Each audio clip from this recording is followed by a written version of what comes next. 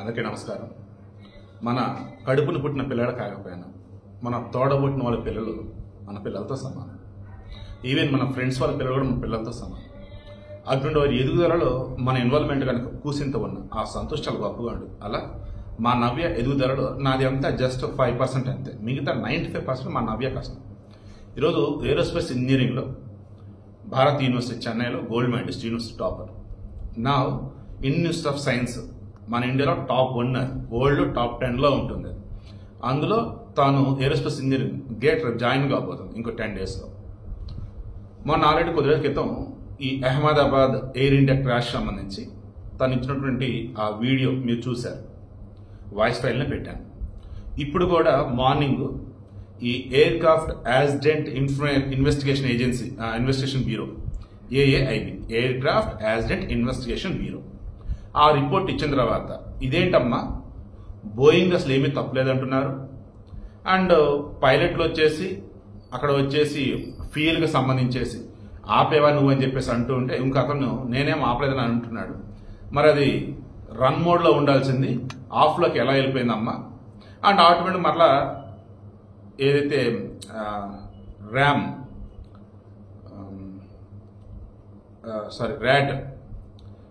Arbitrary transfer సమేది ఉంది కదా, అది తను ఎక్స్ప్లెయిన్ చేసింది. అందులో నేను ఎక్స్ప్లెయిన్ చేస్తలే. అది వచ్చిన తర్వాత థ్రస్ట్ అందుకోలేదు ఎలా ఏంటి అన్నప్పుడు తను క్లియర్గా ఎక్స్ప్లెయిన్ చేసింది. నేను జస్ట్ 1 or 2 minutes చెప్పి ఆ తర్వాత తను యాడ్ చేస్తాను చూడండి.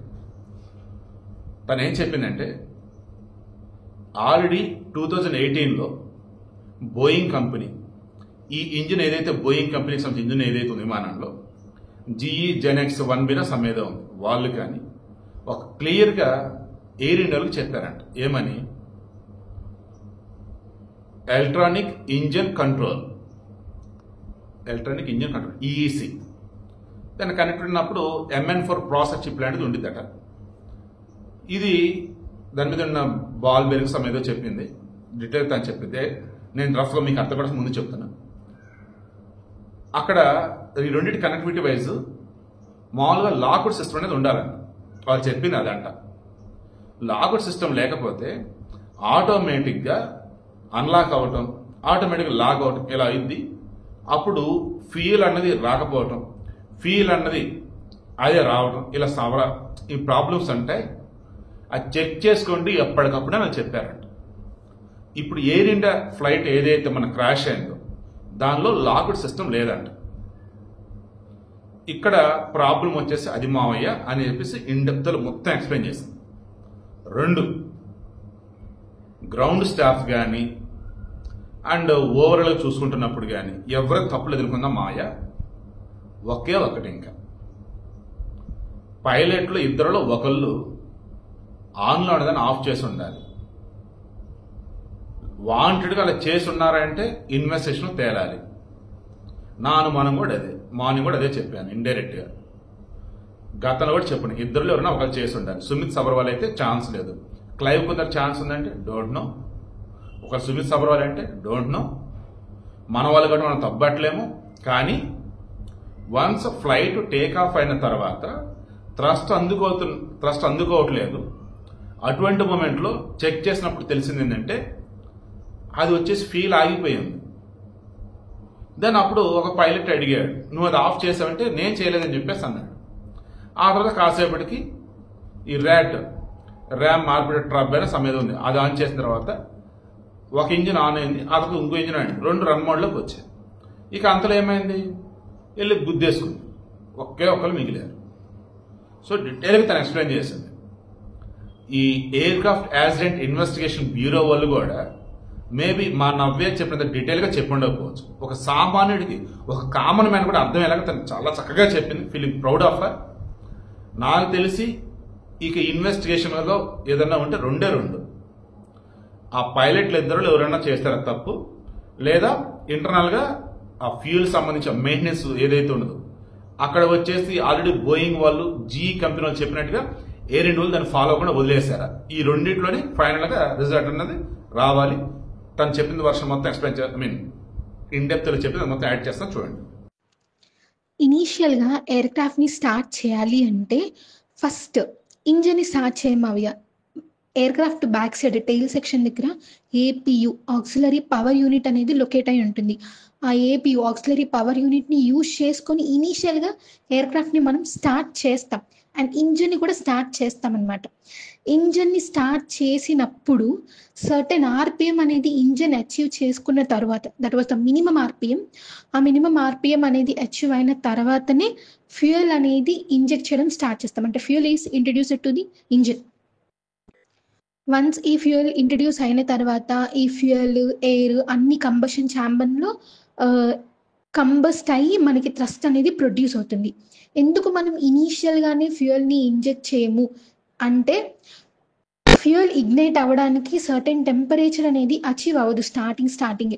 So after certain RPM achieve అయిన తర్వాతనే ఫ్యూయల్ అనేది ఇంట్రడ్యూస్ చేయడం స్టార్ట్ చేస్తాం. That was the common and basic phenomena or mechanism of how engine works.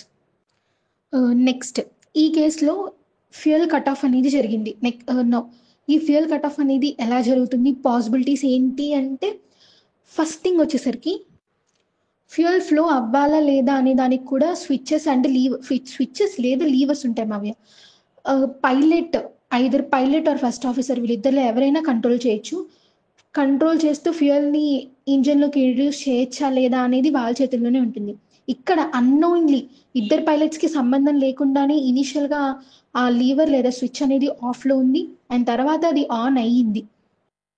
Some times ఇది అన్ఇంటెన్షనల్గా కూడా జరగచ్చు వెన్ ఎవర్ లాక్డ్ మెకానిజం లేకపోతే అన్ఇంటెన్షనల్గా కూడా, లేదంటే వైబ్రేషన్స్ వల్ల కానీ ఈ స్విచెస్ అనేవి ఆటోమేటిక్గా ఆన్ అండ్ ఆఫ్ అవ్వచ్చు. ఆ లాక్డ్ మెకానిజం అనేది పర్టికులర్గా ఈ ఫ్లైట్లో లేదు మావ్య. I will explain you at the last why it was not there. So next coming to the next part, ఇంజన్కి EEC nothing but electronic engine control. ఇది బ్రెయిన్లా యాక్ట్ చేస్తుంది. ఎలా అంటే ఎంత అమౌంట్ ఆఫ్ ఫ్యూయల్ అనేది ఇంజన్కి సప్లై అవ్వాలి అంటే ఈచ్ ఇంజన్కి 2 ఇంజన్స్ ఉంటే 2 ఇంజన్స్కి సపరేట్ ఈఈసి యూనిట్స్ ఉంటాయి.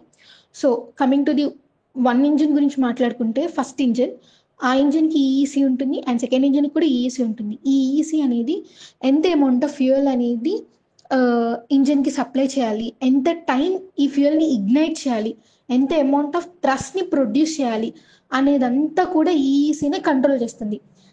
సెకండ్లీ ఈఈసీ ఇలా కంట్రోల్ చేయాలి అంటే M4 మైక్రో ప్రాసెసర్ హెల్ప్ కూడా తీసుకోవాలి మావ్య. ఇది ఈ MN4 మైక్రో ప్రాసెసర్ అనేది ఒక micro chip engine control signals అన్నిటినీ కూడా ఈఈసీకి అందజేస్తూ ఉంటుంది. సో ఈ MN4 మైక్రో ప్రాసెస్ అనేది ఈ ఫ్యూయల్ వాల్వ్స్ని కంట్రోల్ చేస్తుంది. అంటే అది ఓపెన్ చేయాలా ఆఫ్ చేయాలా అనేది ఆ సిగ్నల్ని ఇదే ప్రాసెస్ చేస్తుంది. At the same time engine thrust produce చేయాలా లేదా అనేది కూడా ఈ MN4 మైక్రో ప్రాసెసర్ సిగ్నల్స్ని అందిస్తూ ఉంటుంది. దేనికి? ఈఈసీకి. నో, ఎప్పుడైతే ఈ MN4 మైక్రో ప్రాసెసర్ అనేది డ్యామేజ్ అవుతుందో లేదా వర్క్ అవ్వకుండా ఉంటుందో ఆ టైంలో ఈ ఇంజన్ కంట్రోల్, ఈ ఎలక్ట్రానిక్ ఇంజన్ కంట్రోల్ ఈఈసీ ఏదైతే ఉందో ఫ్యూయల్ అనేది కట్ ఆఫ్ చేసేస్తుంది. ఎందుకంటే దానికి సిగ్నల్స్ రావట్లేదు కాబట్టి ఫ్యూయల్ ఫ్లో చేయాలా లేదా, ఇగ్నైట్ చేయాలా లేదా, థ్రస్ట్ ప్రొడ్యూస్ చేయాలా లేదా అనే ఇన్ఫర్మేషన్ దానికి తెలియదు కాబట్టి ఈ ఫ్యూయల్ కట్ ఆఫ్ అనేది జరుగుతుంది మావయ్య. అండ్ నెక్స్ట్ ఈ MN4 ప్రాసెసర్ ఎప్పుడు డ్యామేజ్ అవుతుంది అంటే, ఈ MN4 అనే మైక్రో చిప్ ఈఈసీ సర్క్యూట్కి సాల్డర్ బోల్స్ ద్వారా కనెక్ట్ అయి ఉంటుంది. ఈ సాల్డర్ బాల్స్ అనేవి ఎప్పుడైతే డ్యామేజ్ అవుతాయో అప్పుడు MN4 మైక్రో చిప్ అనేది సిగ్నల్స్ని పంపించడం ఆపేస్తుంది. ఈ సాల్డర్ బాల్స్ ఎలా డ్యామేజ్ అవుతాయి ఏంటి అంటే, ఎవ్రీ ఎయిర్క్రాఫ్ట్కి సైకిల్స్ ఉంటాయి మావ్య. ఆ సైకిల్స్ని ఎలా చెప్తారు అంటే take off, climb, cruise, glide, descent, landing. అలా సింపుల్గా టేక్ ఆఫ్, క్రూయిజ్, ల్యాండింగ్, దీన్ని 1 ఫ్లైట్ అంట. 1 ఫ్లైట్ ఈక్వల్స్ టు 1 సైకిల్. అలా ఈచ్ అండ్ ఎవ్రీ ఎయిర్క్రాఫ్ట్కి n నెంబర్ ఆఫ్ ఫ్లైట్స్ లేదా n నెంబర్ ఆఫ్ సైకిల్స్ అనేవి ఉంటాయి. ఈ సైకిల్స్ అనేవి ఇంక్రీజ్ అయ్యే కొద్దీ, అంటే ఎక్కువ నెంబర్ ఆఫ్ టైమ్స్ మనం ఎయిర్క్రాఫ్ట్ని యూజ్ చేసినట్టు, అలాంటి టైంలో ఈ solder balls contraction, expansion certain stress కింద యాక్ట్ అవుతుంటుంది. అంటే more we can say that ఆపరేషన్లో ఉన్నప్పుడు దాని మీద ఎక్కువ ప్రెషర్ పడడం వల్ల ఆ మెటీరియల్ అనేది వీక్ అవుతూ ఉంటుంది. అలా సోల్డర్ బాల్స్ డ్యామేజ్ అవుతాయి. ఎప్పుడైతే ఆ సోల్డర్ బాల్స్ డ్యామేజ్ అవుతాయో MN4 ప్రాసెసర్ అనేది ఈఈసీకి డిస్కనెక్ట్ అవ్వచ్చు లేదా వైరింగ్ డ్యామేజ్ అయి ఉండొచ్చు. అలాంటి టైంలో మాత్రమే ఈ సిగ్నల్స్ బ్లాక్ అవడం వల్ల ఫ్యూయల్ అనేది కట్ ఆఫ్ అయిపోతుంది. ఈ MN4 మైక్రో ప్రాసెసర్ అనేది సిగ్నల్ పంపించడం ఆపేసినప్పుడు what is the possible cause అనేది ఏదైనా ఉంది అంటే లాస్ ఆఫ్ థ్రస్ట్ కంట్రోల్ మావ్య. లాస్ ఆఫ్ థ్రస్ట్ అంటే ఆ థ్రస్ట్ కోల్పోయే దాని మీద మనం కంట్రోల్ని తప్పిపోతాం. దానివల్ల 2 ఇంజిన్స్ ఫెయిల్ అవుతాయి. మనం ర్యాడ్ డిప్లాయ్ చేసినా కానీ APU యూనిట్ ద్వారా పవర్ని యూజ్ చేసుకున్నా కానీ enough amount of thrust produce అవ్వకపోవడం వల్లే డేంజర్ ఆర్ కెటాస్ట్రోఫిక్ ఎఫెక్ట్ అనేది పక్క జరుగుతుంది. సో మరి ఇవన్నీ చెక్ చేయాలి కదా ఎయిర్లైన్స్ వాళ్ళు అంటే ఎస్ మావయ్య. Again it comes to the maintenance department. ఈ మెయింటెనెన్స్ డిపార్ట్మెంట్ ఇంతకుముందు మనం డిస్కస్ చేసినట్టు 4 మెయింటెనెన్స్ చెక్స్ ఏవైతే ఉంటాయో ఈ 4 మెయింటెనెన్స్ చెక్స్లోనే ఈ ఇన్ఫర్మేషన్ అంతా బయటకు వస్తుందన్నమాట. వాళ్ళు పూర్ మెయింటెనెన్స్ వల్లే సిస్టమ్ ఫెయిల్యూర్ జరిగింది. System failure in the sense EEC signal cut అయిపోయి ఫ్యూయల్ కట్ ఆఫ్ అనేది జరిగింది. అయితే ఈ సిస్టమ్ ఫెయిల్యూర్ అయినా జరుగుండాలి, లేదంటే హ్యూమన్ ఎర్రర్ అయినా అయి ఉండాలి. సో ఏదైనా పాసిబిలిటీస్ ఉంటే ఈ 2 ఉంటాయి. నా హ్యూమన్ ఎర్రర్ అనేది మనం ఇంకా పైలట్ హెల్త్ డీటెయిల్స్ ఇవన్నీ తెలుసుకుంటే హ్యూమన్ ఎర్రర్ ఉందా లేదా, వాంటెడ్గా చేశాడా లేదా అనే ఇన్ఫర్మేషన్ తెలుస్తుంది. And next coming to the system error, ఇలా సిస్టమ్ ఎర్రర్కి వస్తే ఈ మైక్రో ప్రాసెసర్ డిస్కనెక్ట్ అవ్వడం అండ్ నెక్స్ట్ ఎక్కువ number of cycles and poor maintenance ఉండడం వల్ల సోల్డర్ బాల్స్ డ్యామేజ్ అయ్యి ఈసీ కమ్యూనికేషన్ని లాస్ అవ్వడం, దానివల్లే ఫ్యూయల్ అనేది కట్ ఆఫ్ అయిపోతుంది మావయ్య. కంటిన్యూస్గా మెయింటెనెన్స్ చేస్తూ ఉండడం వల్ల టైం టు టైమ్ ఈ డ్రాబ్యాక్స్ అన్నీ ఫైండ్ అవుట్ చేసి గుడ్ కండిషన్లో మనం ఎయిర్క్రాఫ్ట్ని ఉంచొచ్చు మావయ్య. అయితే ఈ పర్టికులర్ ఎయిర్ ఇండియా ఎయిర్లైన్స్ చేసిన బిగ్గెస్ట్ మిస్టేక్ ఏంటి అంటే 2018లో బోయింగ్ అనేది సర్వీస్ బులెటిన్ని ఇష్యూ చేసింది. దేనికని? ఈ ఫ్యూయల్ స్విచెస్ ప్రెసెంట్ ఇప్పుడు ఇన్ ద స్టార్టింగ్లో నేను చెప్పినట్టు ఈ ఫ్యూయల్ స్విచెస్ ఆర్ లీవర్స్ ఏవైతే ఈ పర్టికులర్ ఫ్లైట్లో ఉన్నాయో అవి లాక్డ్ సిస్టమ్స్ కావు. అంటే వైబ్రేట్ అయినా కానీ హ్యూమన్కి తెలియకుండానే పొరపాటునైనా కానీ ఆ లీవర్ ఆటోమేటిక్గా ఆన్ అండ్ ఆఫ్ అయ్యే ఛాన్సెస్ ఉంటాయి. So the main thing is improper maintenance and వాళ్ళ సర్వీస్ బులెటిన్ని ఇచ్చినా కానీ పట్టించుకోకపోవడం అండ్ లాక్డ్ వర్షన్ని ఇన్స్టాల్ చేయకపోవడం వల్ల ఈ డ్యామేజ్ జరుగుంటుంది మావయ్య. And not only Boeing, federal aviation administration అంటే ఇది ఒక అథారిటీ మావయ్య. ఎప్పుడైతే ఇలాగా మ్యానుఫ్యాక్చరింగ్ కంపెనీస్ ఎయిర్లైన్స్కి ఇన్ఫార్మ్ చేసినా పట్టించుకోలేదో, ఇలా FAA ఫెడరల్ ఏవియేషన్ అడ్మినిస్ట్రేషన్ వాళ్ళు కూడా ఇన్వాల్వ్ అయ్యి సర్వీస్ బులెటిన్ని ఇష్యూ చేస్తారు.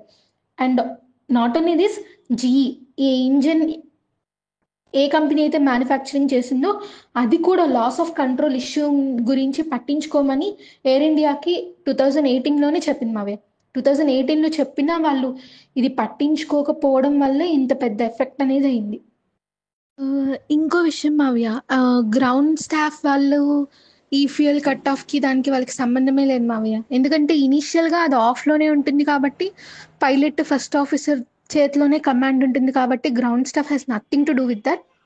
So pilot and first officer on and of అనేది చూసుకోవాలి. అయితే ఇనీషియల్గా వాళ్ళు అసలు ఆనే చేయకపోయినా ఉండాలి, లేదా చేసిన తర్వాత టెక్నికల్ ఇష్యూస్ రావడం వల్ల అది ఆటోమేటిక్గా ఆఫ్ అయి ఉండాలి. ఇవే మావయ్య.